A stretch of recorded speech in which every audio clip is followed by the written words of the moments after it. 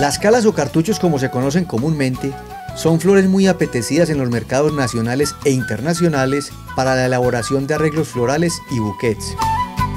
Esta planta tiene sus orígenes en el África, pero está ampliamente distribuida en todo el mundo. Nos acompaña el día de hoy el señor Gustavo Arbeláez, con quien vamos a hablar del cultivo de los cartuchos o calas, como se conoce más técnicamente. Gustavo, bienvenido al programa. Muchísimas gracias, don Germán. Bienvenido al cultivo. Bueno, vamos a hablar como de las etapas generales que lleva este cultivo, porque esto es un cultivo muy distinto pues a los otros de flores. Cuéntenos cómo se desarrolla un cultivo de cartuchos. Bueno, inicialmente este cultivo, que son cartuchos de colores o calas de colores, se inicia pues con la obtención del bulbo, que puede ser importado o también una producción interna del propio cultivo. El bulbo apenas llega, se almacena en canastillas plásticas y se clasifica por variedades, por tamaños, y se almacena en un cuarto para su brotación. Después de que finaliza el proceso de la brotación, se pasa al campo, a la siembra, previamente camas desinfectadas, regadas, se siembra y más o menos la producción inicia a las 8 semanas, dependiendo de la variedad, colores de los que estemos hablando. Después de las 8 semanas iniciamos cosecha durante 4, 5 hasta 6 semanas, también muy ligado a la variedad. Después cortamos riego, dejamos secar las camas simulando unas condiciones naturales de las plantas hasta la semana 24, 25 más o menos, cuando luego hacemos nuevamente cosecha de bulbos para llevar al almacenamiento. Uno oye decir que este cultivo es muy difícil. ¿Cuáles son las grandes limitantes en cartuchos? Bueno, la limitante más grande de técnica en el cultivo es la bacteria Erwinia carotovora, que destruye la planta, deshace el tejido. Ella libera unos ácidos que deshacen el tejido, entonces hay que estar muy atento a eso, retirando plantas enfermas para no ir a contaminar el resto de las plantas. Bueno, y en cuanto a variedades, ¿hay unas más susceptibles que otras?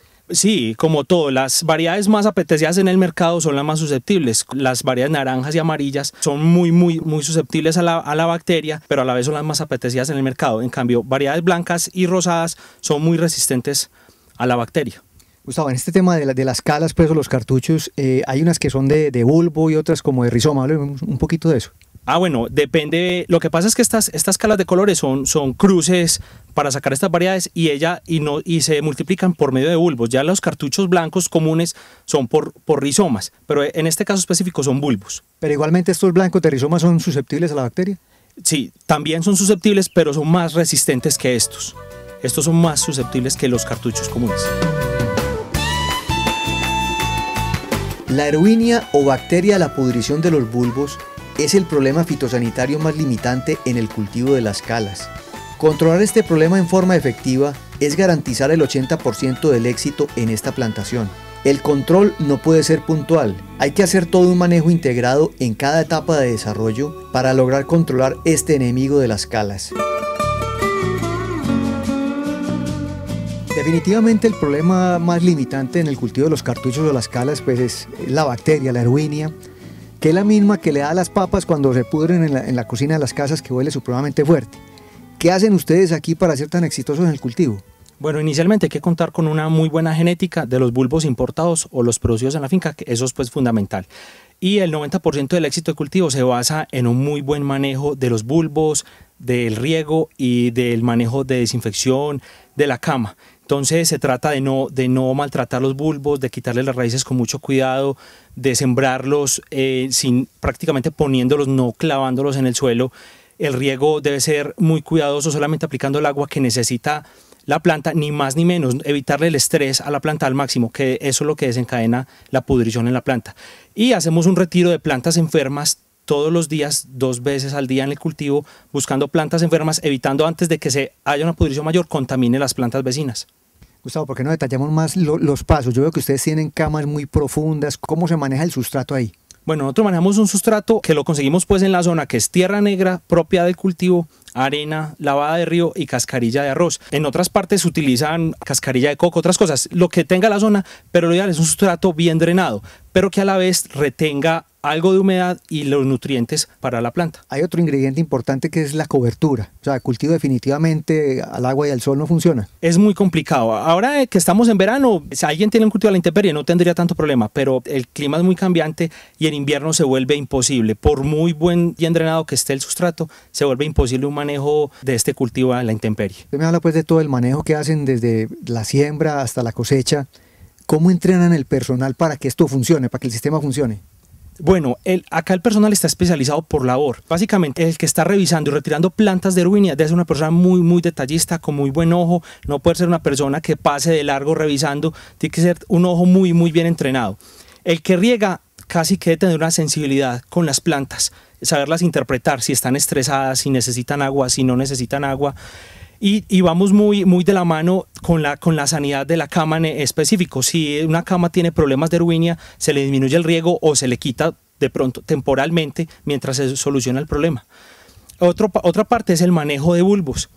Lo hacemos mucha parte con mujeres, son más delicadas para eso. Entonces el almacenamiento de los bulbos y eso es muy cuidadoso, no irlos a tallar en las canastillas, ni irlos a partir. Toda esa parte debe ser con gente especializada por labor. Gustavo, en este tipo de enfermedades pues hay que tomar a veces medidas radicales. Uno ve personas que sacan el huevito y entonces le quitan la cicatriz que tiene de la bacteria y todo eso.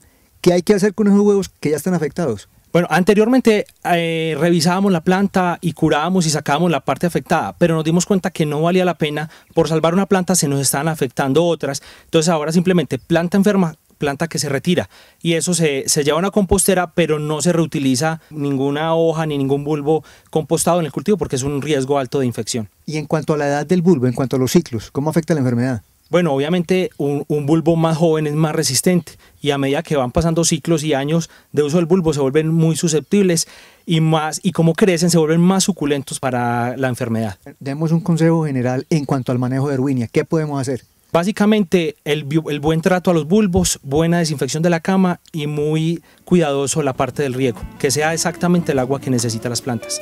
Eso es lo básico.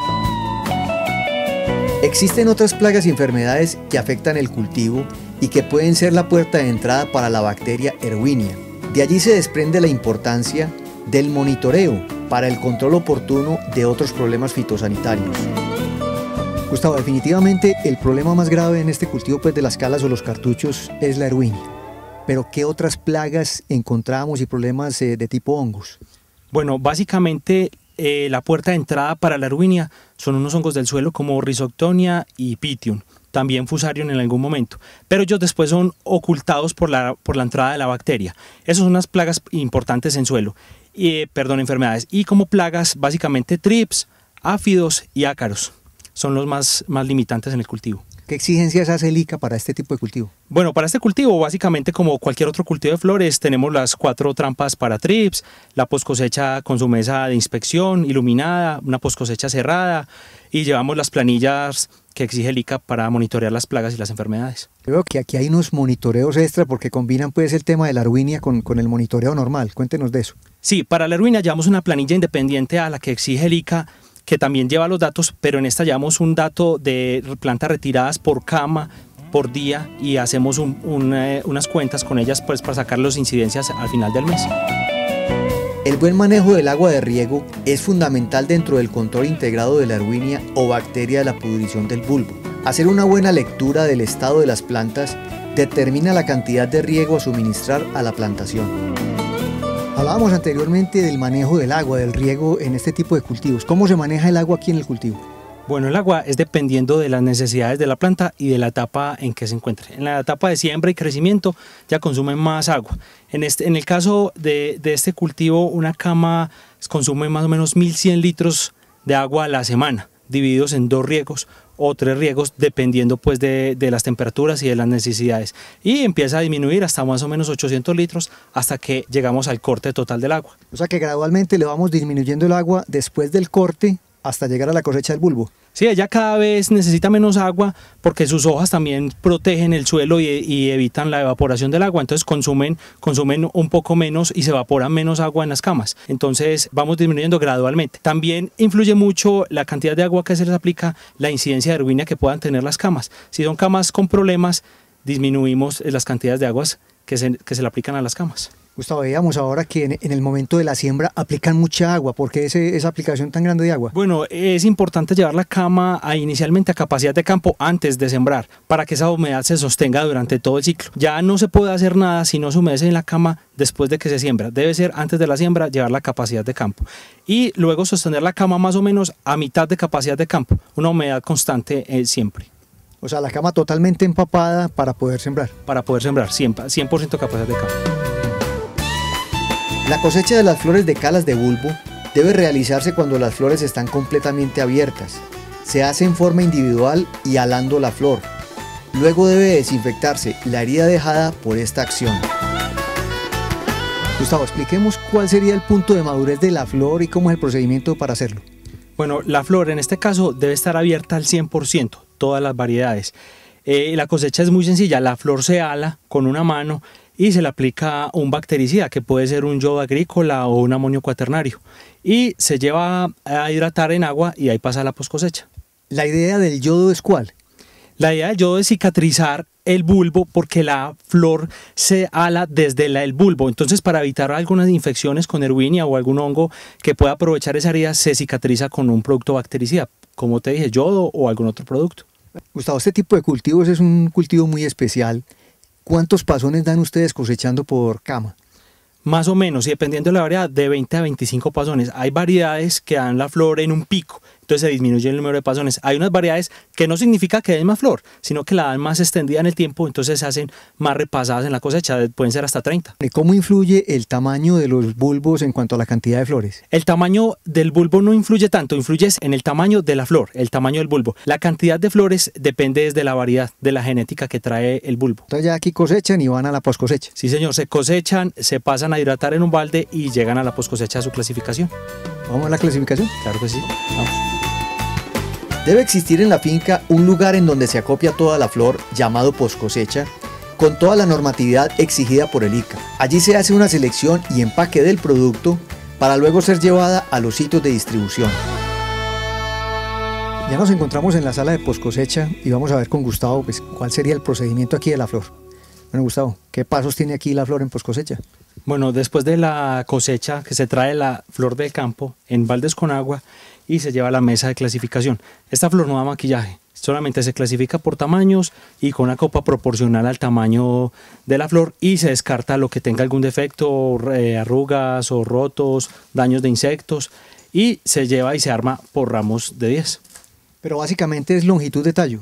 Es longitud de tallo contando la copa. Contando la copa se clasifica desde 35 centímetros hasta 60 centímetros de 10 en 10. ¿Este tipo de salas qué requerimientos tienen de angeos y de luces? Bueno, la idea es que la sala esté muy bien iluminada para poder identificar las plagas, observar pues bien los defectos de la flor y muy bien cerrada con mallas para evitar la entrada de plagas, que es lo común pues en la zona. El piso debe ser duro, obviamente para también evitar suciedad de la flor. Hay que mantenerlo limpio y debe ser un piso pues en cemento como mínimo.